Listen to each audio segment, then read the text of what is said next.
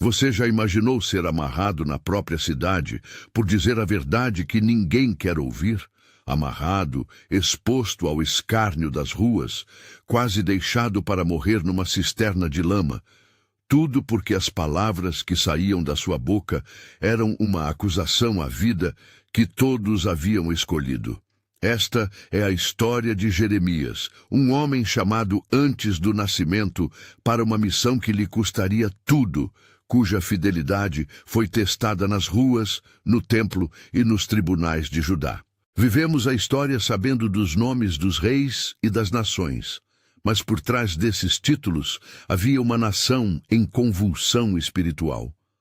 No final do século VII e início do VI a.C., Judá era um país arrastado pela infidelidade, reis vacilantes, alianças perigosas, idolatria disfarçada de religião e profetas que prometiam sucesso fácil.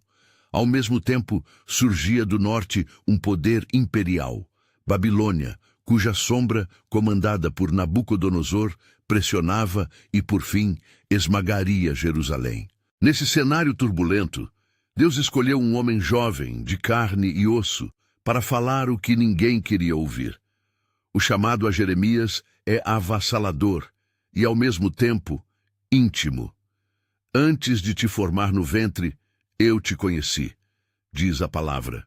Uma afirmação que nos lembra que o profeta não se colocou ali por ambição humana, mas por um desígnio divino. Jeremias 1:5. Mas chamar não significa tornar fácil. Jeremias era réu da própria fragilidade. Sentia-se jovem, inexperiente, atolado na dificuldade de ser ouvido. Quando Deus tocou sua vida, não apagou suas dúvidas. Pelo contrário, falou sobre elas, transformando-as em missão. Havia em Jeremias, porém, algo que não se encaixava na imagem gloriosa do porta-voz triunfante. Havia um homem com medos, lágrimas e um fogo nos ossos que não o deixava calar-se. Jeremias 29. A relutância de Jeremias não o absolve de coragem, ao contrário, a torna mais humana. Ele não tinha o carisma de um general, nem a proteção de um palácio. Era um homem de um povo que preferia profetas que vendessem esperança fácil. E quando ele falou do juízo, da ruptura, da perda do templo, do exílio que viria por causa da obstinação nacional, sua palavra foi recebida com ira. As reações eram previsíveis, porém cruéis.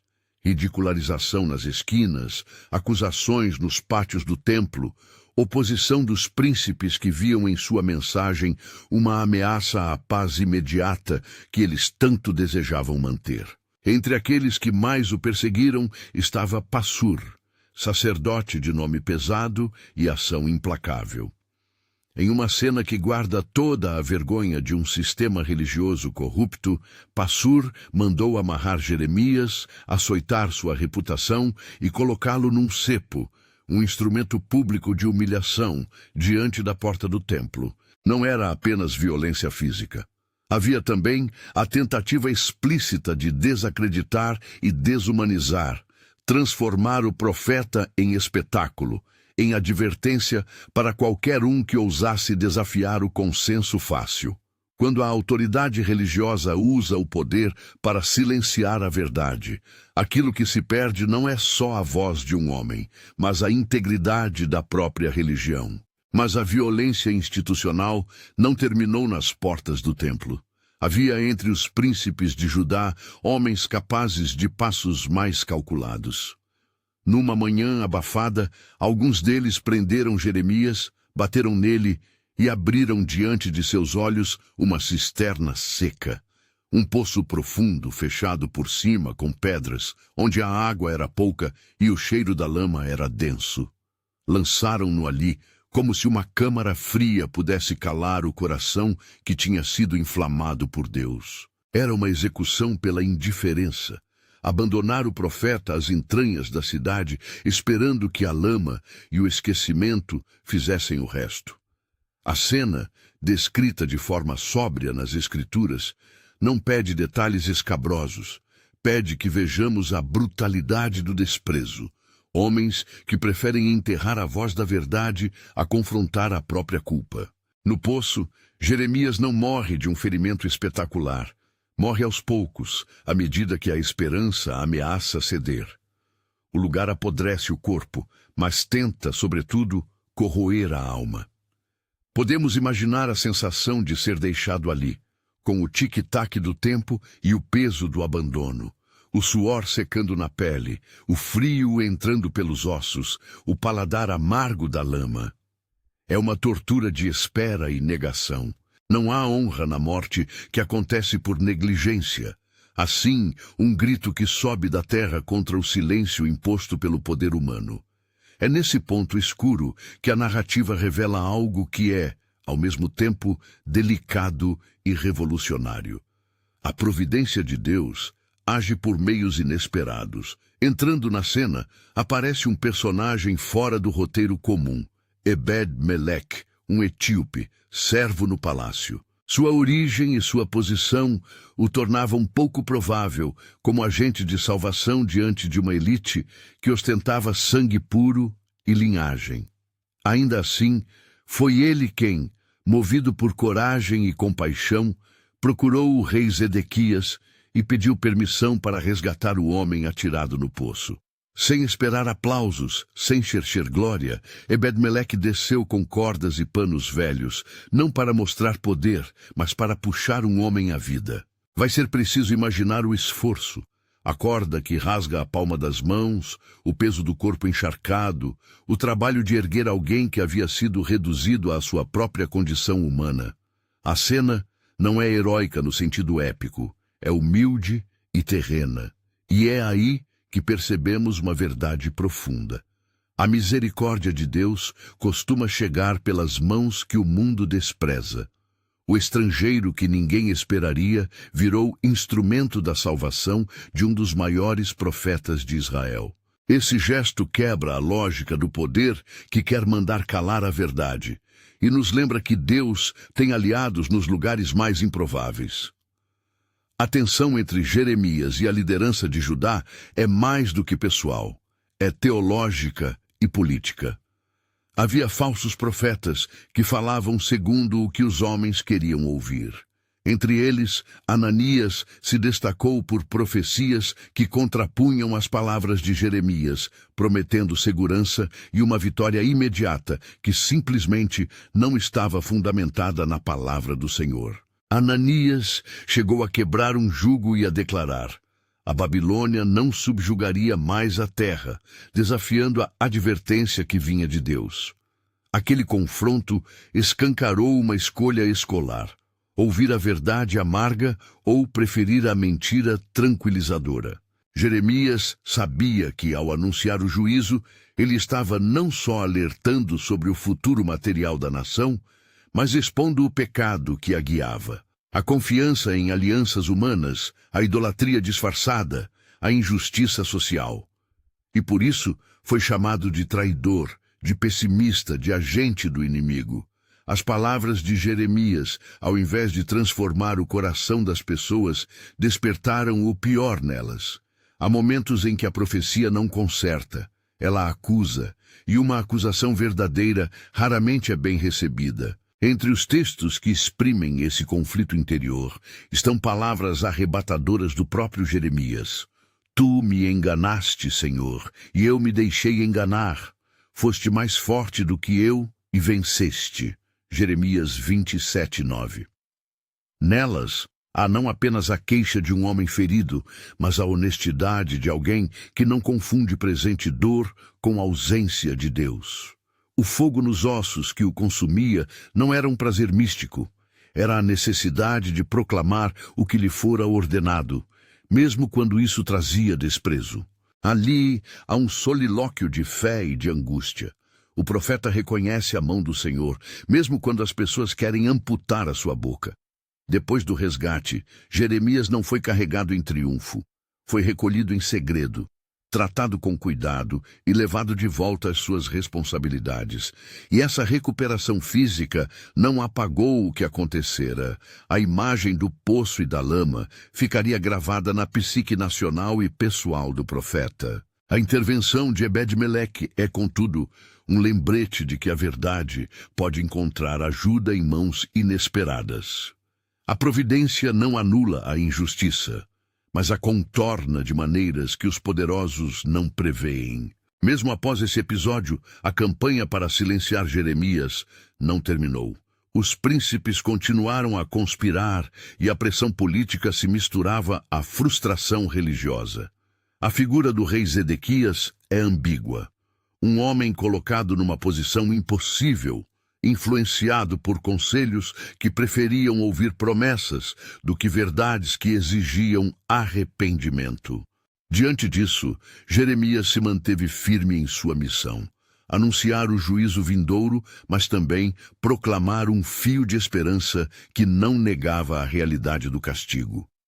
Ele trouxe uma promessa com limite histórico, que o exílio teria duração, que haveria retorno depois de 70 anos. Jeremias 29:10. Uma medida que não diminuiu a dor do momento, mas ofereceu o horizonte àquelas lágrimas. As profecias sobre o exílio e o juízo não eram jogos retóricos, eram variações de um tema teológico central: justiça e misericórdia entrelaçadas. Deus ordenou o profeta a falar, não para deleite, mas para convocar o povo ao arrependimento. Quando a nação rejeita a correção, o juízo surge como consequência moral. Ainda assim, mesmo nas palavras mais duras, havia promessa de restauração. As misericórdias do Senhor não têm fim, renovam-se cada manhã.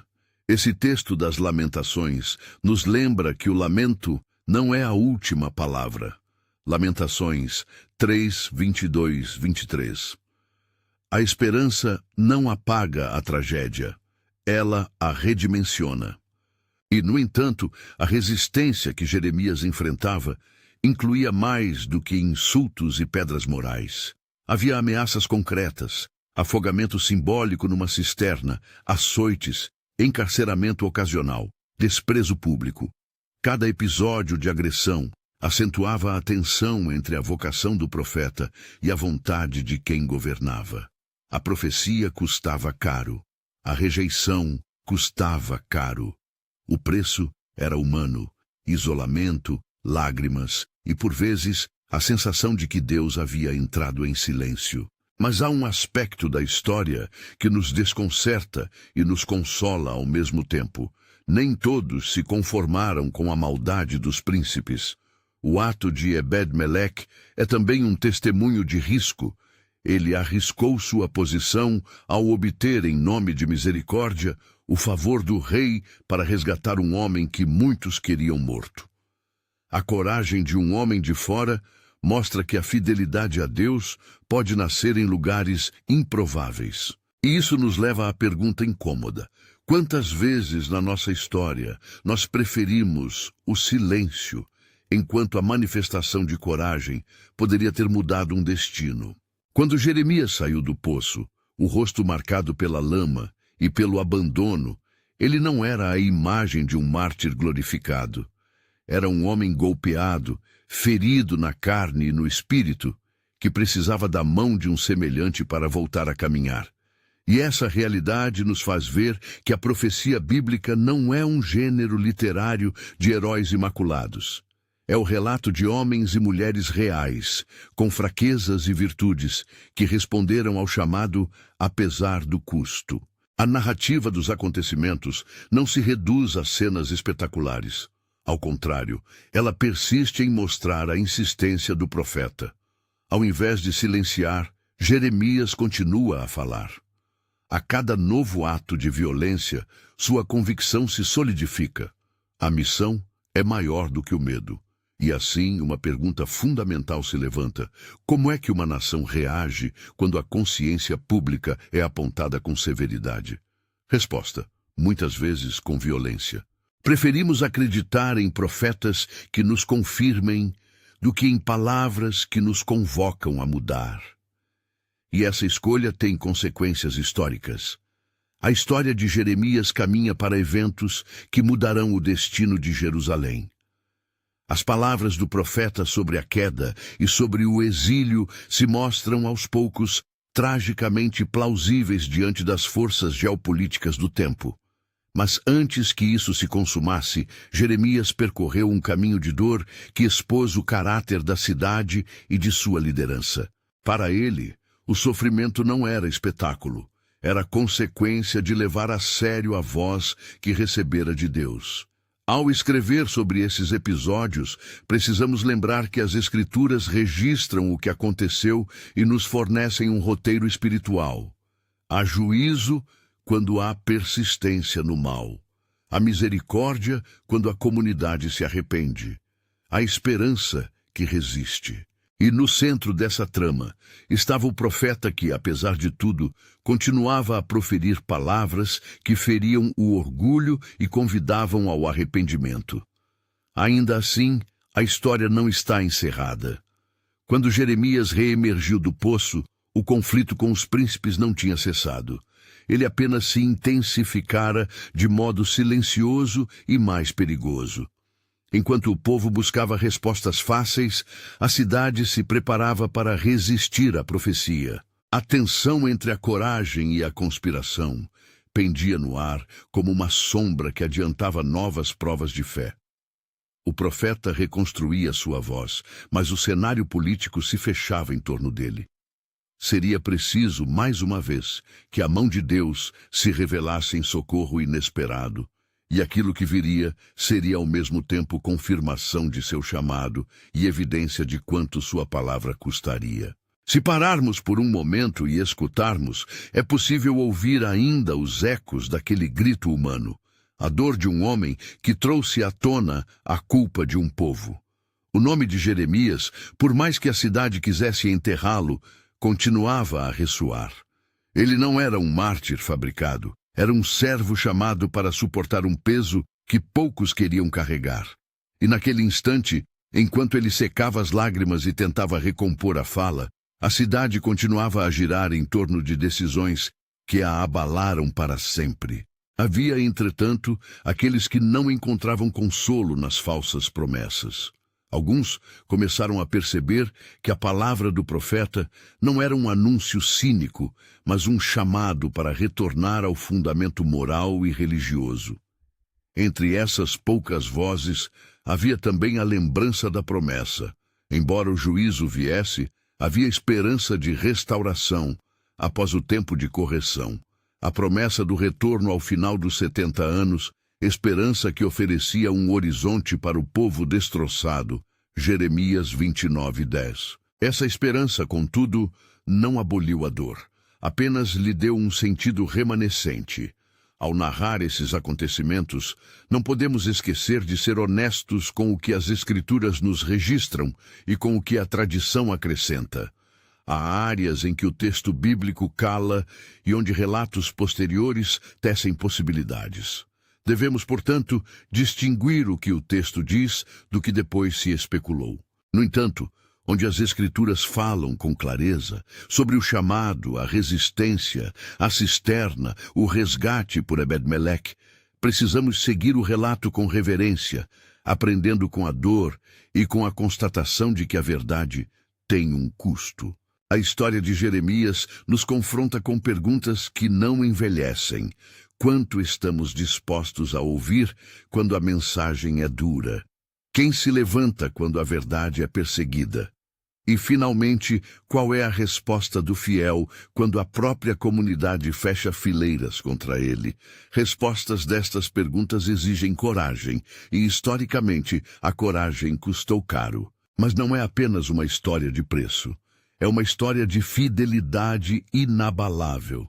Jeremias, mesmo humilhado e esquecido em um poço, não se converteu em defensor da mentira. Ele preferiu as fardas do ostracismo a vender palavras que não vinham de Deus.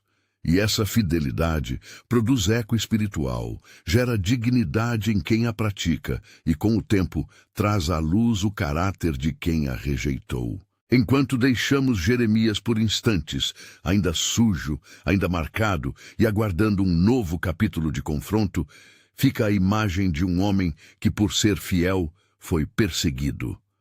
A cidade se preparava para medidas mais dramáticas. O profeta, por sua vez, Sabia que sua voz não caberia em silêncio, e entre a lama do poço e as salas do palácio, a história tomava fôlego para revelar o que o tempo e o juízo trariam. Se esta narrativa toca o seu coração, e você deseja acompanhar como essas tensões vão se desenrolar, deixe seu like e se inscreva para não perder a continuação. A jornada de Jeremias segue. Ainda há confrontos com falsos profetas, batalhas diante de reis, cartas enviadas aos exilados e o clímax que transforma a dor em poesia. As lamentações. Mas por agora, voltemos aos momentos que seguiram o resgate, quando a cidade ainda respirava numa calmaria tensa e a palavra do profeta continuava a ecoar, pronta para ferir e curar. O resgate de Jeremias pelo etíope Ebed-Meleque não encerrou a perseguição, apenas mudou o cenário. A cidade continuou a girar em torno de interesses e medos, e aqueles que viam na verdade um inimigo jamais deixaram de tramar. O profeta voltou à sua missão com o rosto marcado e a voz mais firme, mas a tensão tornou-se mais densa e mais calculada. Não era mais apenas o escárnio público. Agora havia processos, detenções e manobras para desacreditá-lo aos olhos do rei e do povo. O texto registra que, em diferentes ocasiões, Jeremias foi detido, posto em prisões domésticas e apresentado como suspeito em tribunais de circunstância. Houve momentos em que o próprio rei Zedequias, pressionado por conselhos que preferiam ouvir promessas tranquilizadoras, se viu encurralado entre o temor humano e a palavra divina recebida por Jeremias. Zedequias é descrito nas Escrituras como um homem frágil diante dos príncipes. Sua hesitação também pesou sobre o destino do profeta. Quando a liderança civil se alia ao conforto da mentira, a voz que denuncia o pecado torna-se alvo fácil. Entre os que mais inflamaram o ódio contra Jeremias estavam os falsos profetas, homens dispostos a prometer tranquilidade a qualquer preço. Um deles, citado nos relatos como Ananias, tornou-se símbolo daquela oposição. Com voz fácil, prometia segurança e encorajava a resistência contra qualquer submissão a Nabucodonosor.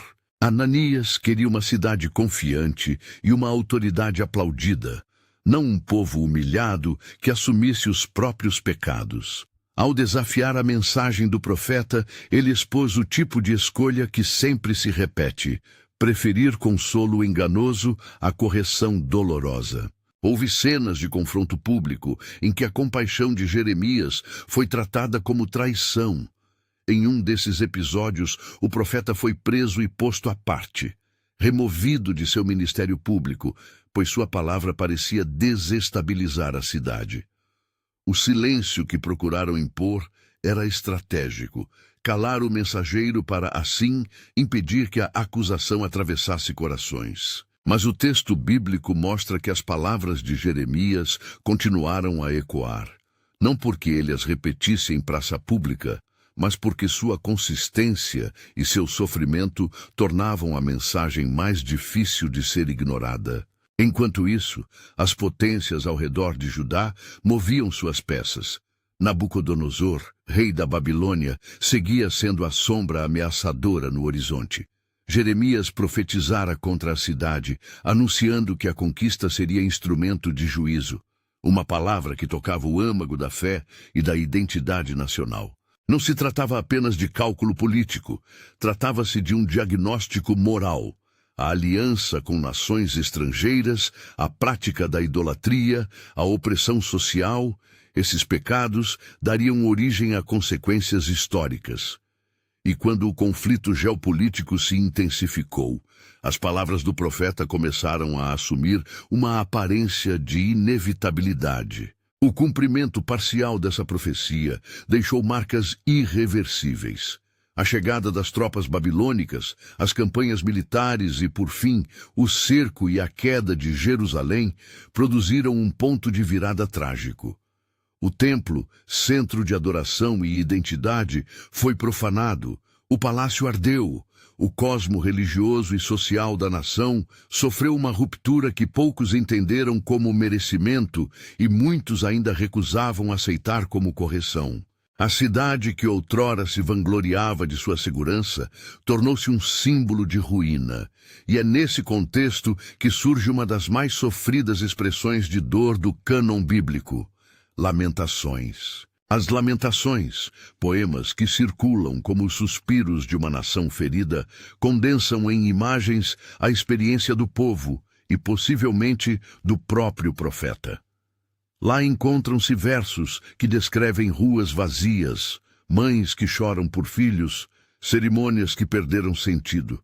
E em meio a esse lamento, há uma faísca de esperança que não se rende à amargura. Ouçamos uma palavra que atravessa o poema e nos devolve perspectiva. As misericórdias do Senhor não têm fim. Renovam-se a cada manhã. Lamentações 3, 22, 23. Esse verso coloca em tensão duas realidades coexistentes: o juízo que corrige e a fidelidade divina que restaura. O lamento não é o silêncio final, é a oração que reconhece o que foi perdido e, ainda assim, confia na misericórdia contínua de Deus. Ao observar a queda de Jerusalém, percebemos que a profecia de Jeremias não fora mero fatalismo. Havia em sua mensagem um propósito pedagógico: expor o mal para abrir espaço ao arrependimento. Quando a comunidade recusou a correção, o castigo veio como consequência ética, e o profeta chorou junto com o povo, não com a frieza de um espectador satisfeito. Sua dor era a dor de alguém que via cair diante de si o que poderia ter sido salvo com humildade e mudança. Nesse ponto, a narrativa pastoral se faz dura. O instrumento do juízo era, de fato, um povo transformado em objeto de disciplina, e entre as vítimas estava a própria casa de Israel. Mesmo após a destruição, Jeremias não abandonou a esperança de restauração.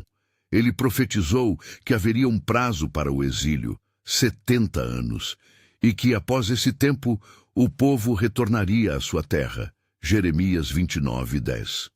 Essa promessa de horizonte não nega a dor do presente, antes a posiciona dentro de uma história mais ampla em que Deus permite correção para conduzir ao renascimento. O exílio que se seguiu foi, portanto, tanto consequência quanto oportunidade.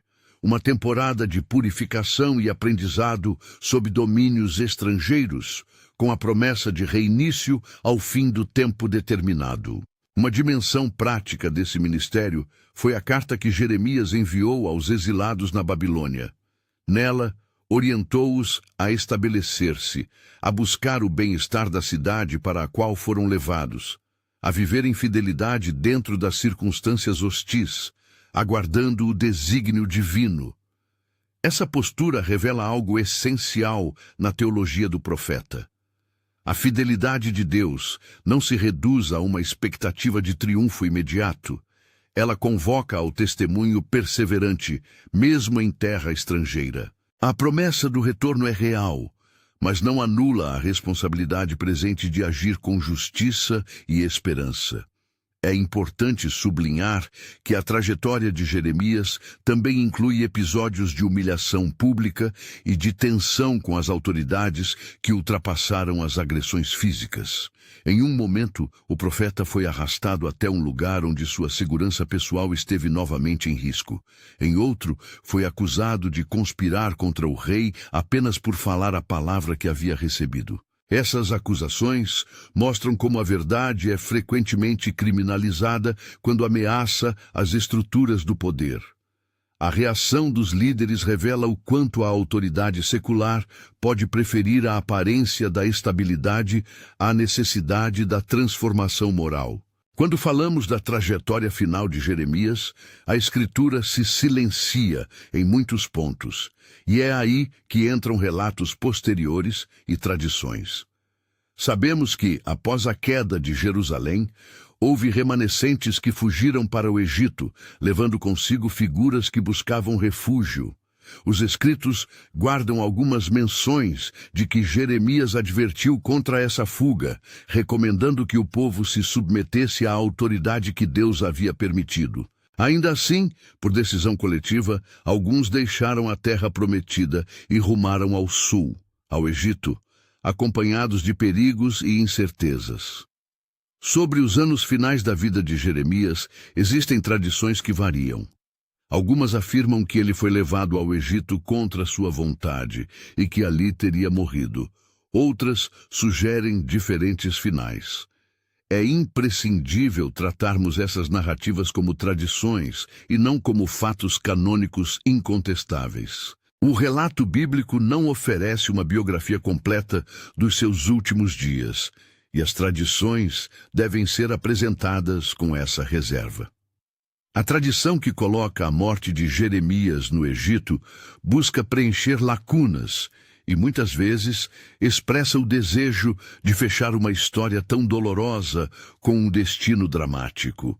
Mas a prudência exegética nos leva a dizer: não sabemos tudo, e onde o texto não fala, devemos evitar afirmações categóricas. Ainda assim, o eco dessas tradições serve para lembrar que o fim dos profetas nem sempre é consagrado pela glória humana. Frequentemente, ele se dá na obscuridade, ou até no esquecimento terreno. Ao considerarmos toda essa trajetória, o chamado, a relutância, os açoites, a cisterna, o resgate, os embates públicos, a queda de Jerusalém, o lamento e as tradições sobre os últimos anos, é possível extrair princípios que falam diretamente ao nosso tempo. Primeiro, a fidelidade a Deus pode custar a reputação, o conforto e a segurança. Jeremias é exemplo de alguém que preferiu a obediência ao aplauso. Não foi indiferente ao sofrimento que isso lhe trouxe. Sentiu dor, teve dúvidas, chorou, mas não transigiu com a verdade recebida. Essa combinação de honestidade emocional e compromisso com a vocação é um padrão de integridade que o cristão deve contemplar. Segundo, a providência muitas vezes opera por vias inesperadas. Ebed-Meleque, o estrangeiro que arriscou sua posição para resgatar um homem rejeitado, nos lembra que aliados de Deus podem surgir dos lugares menos óbvios. A salvação humana muitas vezes vem pelas mãos que o mundo despreza. Essa dinâmica nos desafia a ampliar nossa visão de quem pode ser instrumento de misericórdia e a agir com coragem quando a oportunidade aparece. Terceiro, o lamento é uma linguagem espiritual legítima. Lamentações não são fracasso da fé, são expressão da fé em sua dor. Reconhecer a injustiça, chorar a perda e ainda assim confiar na fidelidade de Deus. Isto é o que o poema antigo nos ensina. Em tempos de crise, a comunidade que ora e que não nega o desespero, mas que clama por misericórdia, demonstra uma fé madura. Quarto, a promessa de restauração não elimina a necessidade de assumir responsabilidades agora. A palavra de que haveria retorno ao fim dos 70 anos, Jeremias 29:10, oferece horizonte, mas também chama o exilado a viver com dignidade e obediência no presente. Nossa esperança não deve nos tornar passivos, ao contrário, nos faz testemunhas ativas onde somos colocados. O legado de Jeremias, portanto, é uma combinação de advertência, amor e confiança. Ele não se impôs como um juiz arrogante. Foi um homem que, mesmo atormentado por suas emoções, não deixou de dizer o que Deus lhe ordenara. Sua vida nos coloca diante de opções concretas: permanecer confortáveis na mentira que acalma ou assumir o desconforto de quem chama ao arrependimento. Apoiar o poder que silencia ou arriscar o preço da compaixão pública, ignorar o sofrimento alheio ou descer com cordas e panos para tirar alguém do poço. Ao concluir esta narrativa, convido você a uma reflexão prática, onde hoje somos chamados a falar a verdade com amor, onde fomos tentados a preferir uma mensagem que nos faça sentir bem em vez daquela que exige mudança. E quem, ao seu redor, pode precisar de alguém que atue como Ebed-Meleque, corajoso o bastante para interceder e agir? Se a vida de Jeremias nos ensina algo final, é que a perseguição e a tortura, enfrentadas por alguém que proclama a verdade, não são sinais do fracasso de Deus, mas do custo humano da fidelidade. Mesmo quando o profeta parece ter sido encurralado até o fim, sua intenção era restabelecer a integridade de um povo frente ao seu Deus. E por mais que o texto bíblico nos deixe lacunas sobre seus últimos passos, permanece claro que a fidelidade de Jeremias produziu frutos espirituais muito além de sua experiência individual. Provocou arrependimento em alguns, formou tradições de memória em outros e nos deixou palavras que continuam a falar através dos séculos. Se esta história tocou seu coração, convido você a ler os textos diretamente. Abra Jeremias e as Lamentações.